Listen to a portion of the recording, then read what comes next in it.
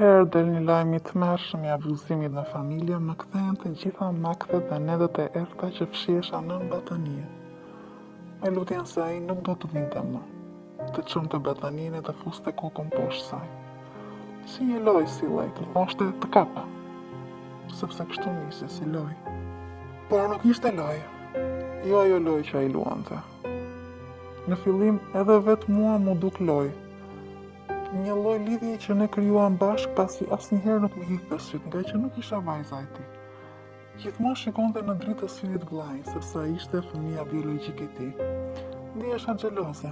Pastaj, kur më bëri gjomën edhe mua do doja të kisha vdekur në atë moment.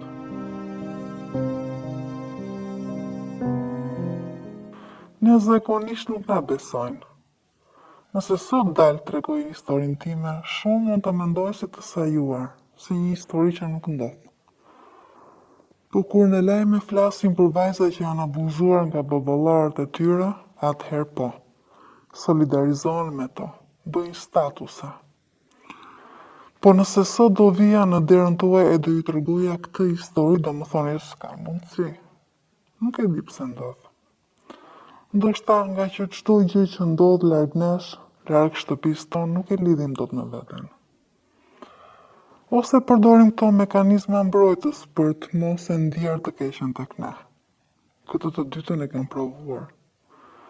E kam provuar me nënën time, e cila nuk më besoi kur ja thash herën e parë. Bëri rezistencë, nuk donte ta besonte. Në çdo fjalë që thoja bënte pu, më kërkonte të ndaloja. Jo se nuk e besonte, por nuk donte që ta besonte. Nuk ka rëndësi nëse ata të quajnë mashtruese, që ke parë ëndër apo me qenë se je në fazë adoleshencës, ajo në gjithçka. Askush mos të besoj ti mos u dorëzon, mos fal dhe mos hesht. Unë kështu bëra. Ndaj jam sot këtu për të ndihmuar dikë që mund të ndodhet apo mund të jetë ndodhur në situata të tilla. Por edhe për ju që çdo problem që nuk ju prek juve drejt për drejt e quani si hallin e tjetrit.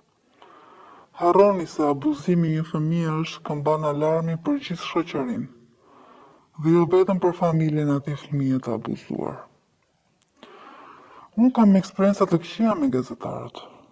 Besoj jo vetëm unë, por për tema të ndjeshme si këto gazetarët nuk kanë empati.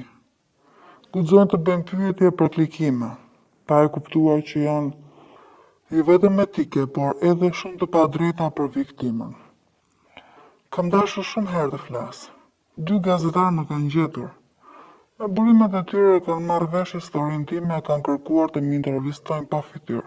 Kam folur me ta për pyetje dhe nuk kam rënë dakord. Njëri ka ndryshuar dhe më ka premtuar se do të më bënte pyetje që unë ndihesha komode. Me të pranova ta bëja intervistën dhe ishte një kurth.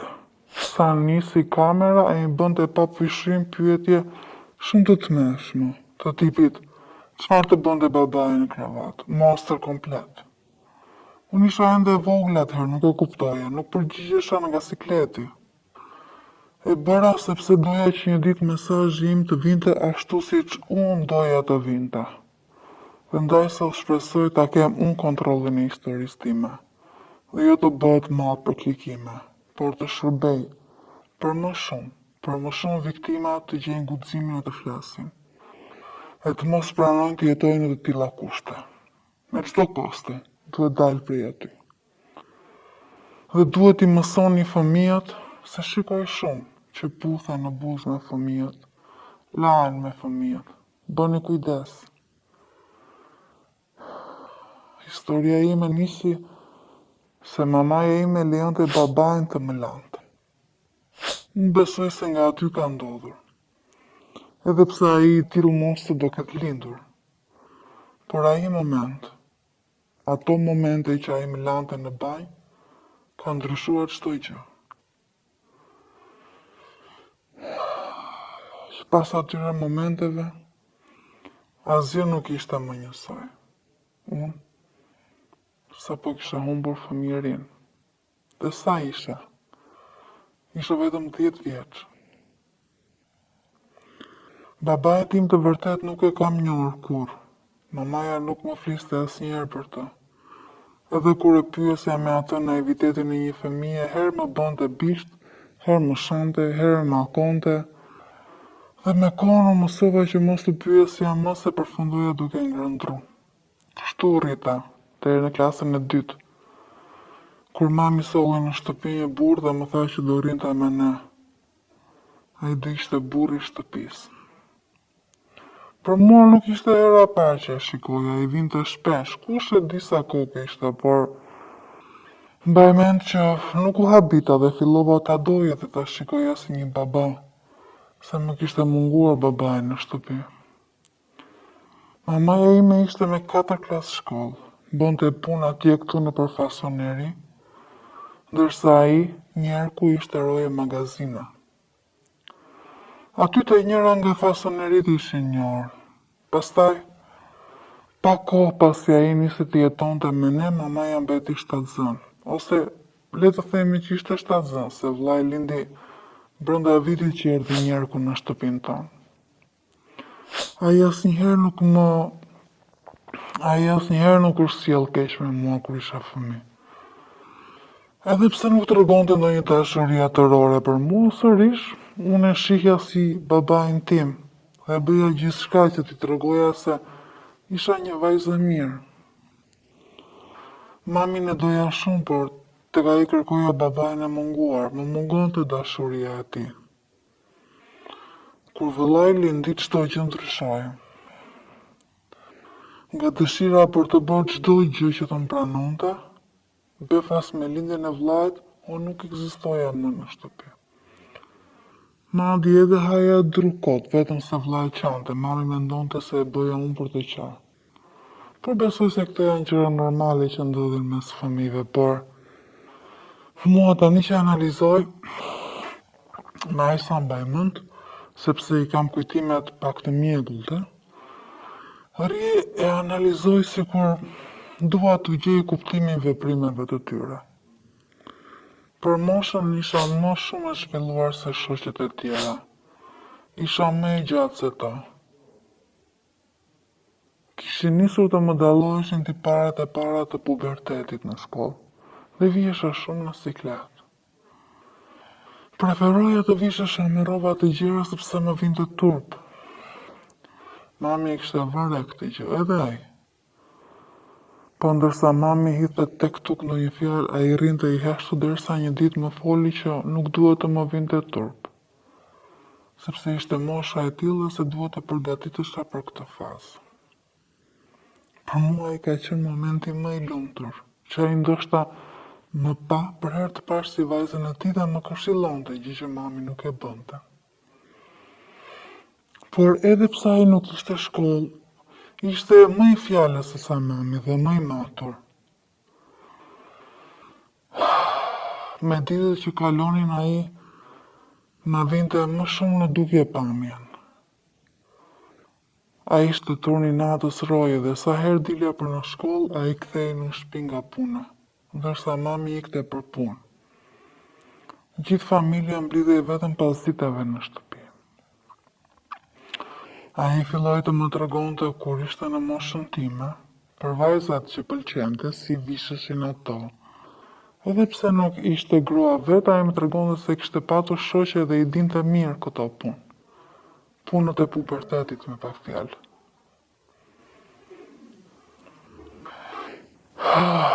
Kjo bisedë u bë e përditshme para se të nisesha në shkollë.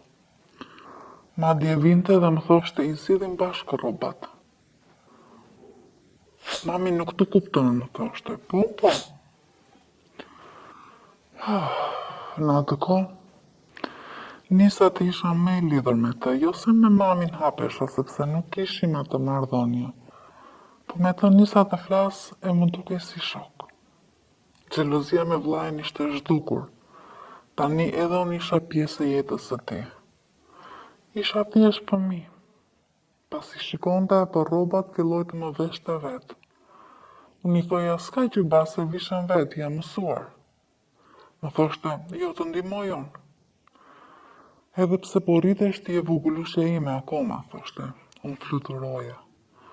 Asnjëherë nuk më kishte konsideruar si vajzën e tij dhe në atë kohë, gjithçka kishte ndryshuar. Veshjet për në shkollë u kthyen të përditshme. Kam bërë shumë terapi dhe gjithmonë më kanë kthyer pas në ato ditë, në ato momentet e para. Po unë nuk mbaj mend shumë. Nuk di të them nëse ai më prekte në pjesë delikate apo më prekte me qëllime seksuale, nuk e ndaj dot. Me mendje të ftohtë them padyshim po, duke parë çka ndodhi më pas. Nëse kujtohem nuk mbaj mend të më ketë bërë përshtypje. Dhe kjo më ka ndjekur gjatë në kohë. Mos ndoshta për të pranuar dashurinë e tij unë e kam pranuar këtë gjë. Lidhja jonë u bë edhe më ngushtë. A ishte vënë në rregull këtë ofrim? Po, edhe pse mami ikte herët në punë, mi tregoja që më vishte babi në mëngjes që mos të më bërtiste për çfarë kisha veshur, se kishte rast të vishja edhe të palara, se aq rroba kisha përsërisje të njëjtat. Më pëlqente që më vishte ai, madje ai fillonte të më blente ndonjë gjë, se zakonisht kishte rrobat e kushërinjve që ishin më të mëdhenj, se nuk kishim mundësi të blinim. Mbaj mend që një ditë që mami më bërtiti ku vete kështu, ku i ke gjetur këtë rroba. Më kisha veshur një palgeta dhe një fustan që më rrinte pak mbi gjumë. Kur i thash mi ka bler babi, nuk foli. Në darkë i dëgjova të zieshin, pastaj ajo ikte në punë. Mendova se kjo ngjarje do ndikonte në marrëdhënien tonë që kishim krijuar, po jo, ai u bë edhe më i kujdesshëm, edhe më i dashur me mua. Ai sa një ditë i tha mamit, vazhdo darka se la ju nenën, kushtu më thëriste me për këtë li. Ishte e diel. Mbaj mend shumë mirë se të dielave me lante mami komplet. Nuk kishim dushë dhe banjën e kishim të sajuar, kishim një WC turke, një magje ku lajshim ne dhe ku lante mami rrobat dhe një lavaman. Ujin e ngrohnim në sap dhe pastaj e ftohnim në vozët që kishim në banjë. Kur ai më bëri gati për të larë, ndjeva pak në siklet. Edhe pse ai më ndronte çdo mëngjes, më vinte zor të më lante. Më duhej më shumë punë e mamit se sa punë e tij. Ai e vuri re këtë gjë dhe nisi të më thoshte se nuk duhet të kisha turp se isha vajza e tij, se të gjithë baballarët kështu bënin, edhe kur ai ishte në moshën time, motrat e tij i lante edhe babi, madje edhe vet ai. Ishte e çuditshme, po e kalova. Nuk e di se si u normalizua ai moment. Kur më vishte ishte më i kujdesshëm. Ndërsa kur më lante, pa e mend që kishte momente që më vriste me duar. Ai thoshte pa dashje, po. Çdo gjë ishte me dashje.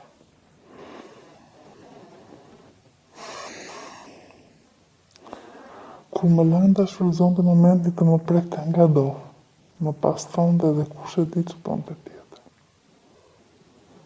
Pastaj më thoshte se isha shumë e bukur, më e bukur se mami dhe se do bëhesha një grua e bukur e nuk do ta harroja babin. Një nga këto ditët e larjes ishte edhe momenti që ai abuzoi me mua. Donte të futej në magja, të lajë me mua për të bërë një lojë kështu e qurtë, por magja nuk na nxite. Megjithatë, u zhvesh lakurisht dhe më detyronte që edhe unë t'i kaloja sfungjerën në disa pjesë të trupit, pastaj më kërkonte që ta prekja me dorë. Nuk u ndjeva mirë. Aty nisa të ndryshoja diçka ose më mirë të them.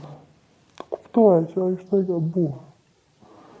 Po, qa isha unë? Isha me naivitetin e një fëmijë që nuk di ta mbaj. Ai nuk i thash gjërin e parë, po e njëjta skenë përsëritej dhe Të të e që më ratë u shikoj e lëngë në balë, që nga të kohë nuk e dhja të çfarë ishte, e kur fjeza po është lëngë që del kur burat lajt. Kështu të.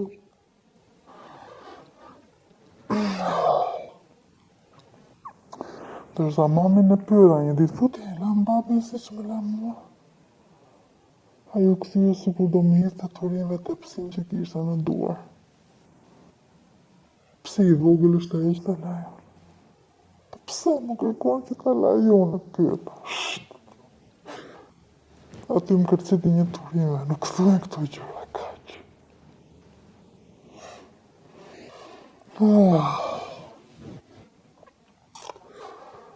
Unë isha me një moshë që me zi prisja të rritesh.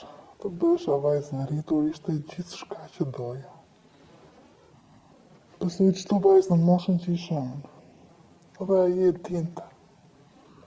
Më bënte mua bete të rritur ishte më të rishte kjo që. Shtu bëri. Shtu bëri edhe erën e parë që më pusoj me mua.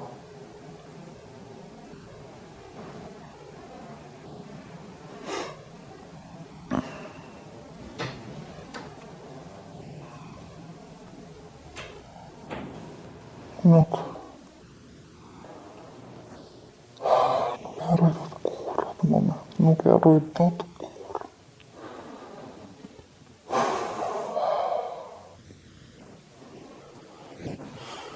Nëse do të ndalosh, ndalo. E ke ti në dorë nëse do të vazhdosh apo jo.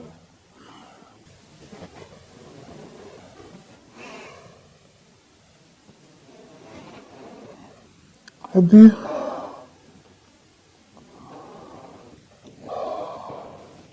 E di se më kakur.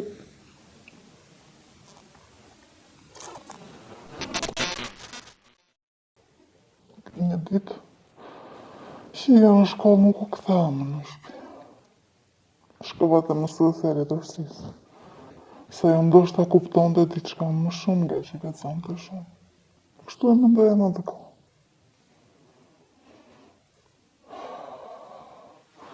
I tregova se ishte një gjë që ndodhte zakonisht, nëse e kishte lexuar diku, nëse kjo gjë mund të ndodhte.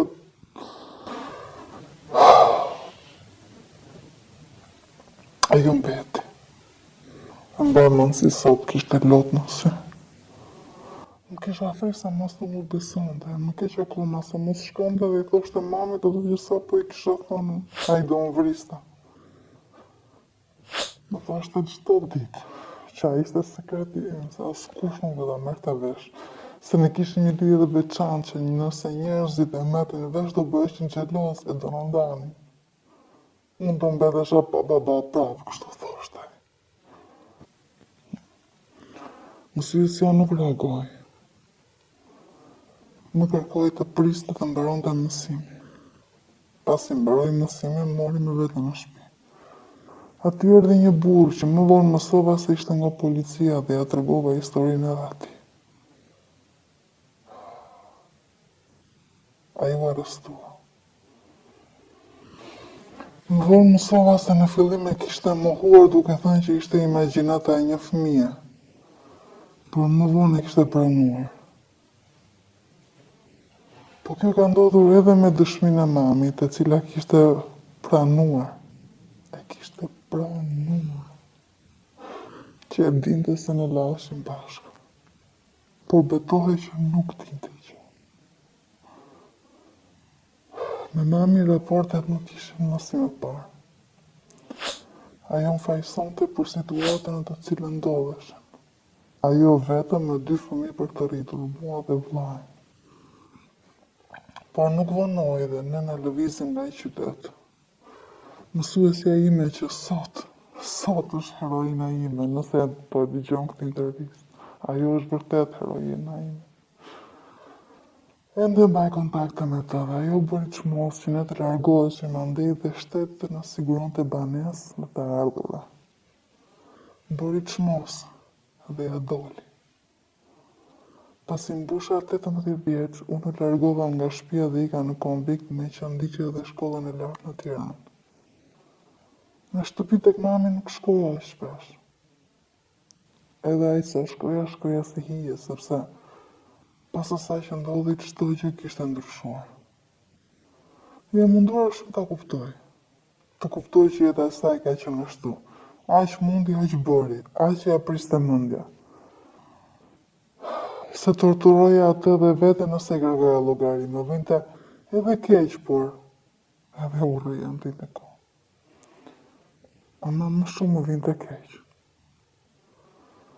Në ato momente mësuesja ime zvendësoi nënën, ajo më ndihmoi të ndiqja terapi me psikolog dhe më ka qëndruar pranë në çdo hap të jetës time. Pas gjëmës që ndodhi deri sot. Po me madhën e vllajën, një ruar madhën me vllajën. Po, flas me ta. Jo shpesh, por herë pas here flas. Jemi takuar para disa muajsh me vllajën, ai është rritur tani dhe e ka marrë vesh çfarë ka ndodhur. Po asnjë nga ne nuk e ka përmendur më. Edhe me mamin flas. I dërgoj lek çdo muaj. Ama as ajo e as unë nuk jemi rehat as shohim njëra tjetrën në sy. Ka një lloj fari të brendshëm në sytë e saj që unë nuk dua t'i rëndoj më shumë. A besoj as ajo mua. Po, mos më pyesni a e ke falur, se nuk e di. Sot e di çfarë ka ndodhur me mua, me njerëkun tim, me mamën time. Por nuk dua të shkoj më aty. Edhe kur shikoj mamin, vetë ju më çon atje, me ato kujtime. Shoqëria në hapë më shpejt, me ritmet frenetike të kohës të punëve. Bëhemi lajm për disa dite, askush nuk kthehet për të na parë. Ndaj, mesazhi im është që gjithçka fillon nga familja. Asnjë nuk është imund ndaj ngjarjeve të tilla. Nëse ke fëmijë, shiko çdo sjellje të çuditshme tek ta. Edhe nëse të tregojnë diçka që duket e pabesueshme. Jepi kohë, besoje dhe hulumtoje çfarë ndodh në botën e tij. Por më e rëndësishme, krijojini ambientet fëmijët që mund të hapen, mund të flasin dhe mbrojuni fëmijërinë me jetën tuaj.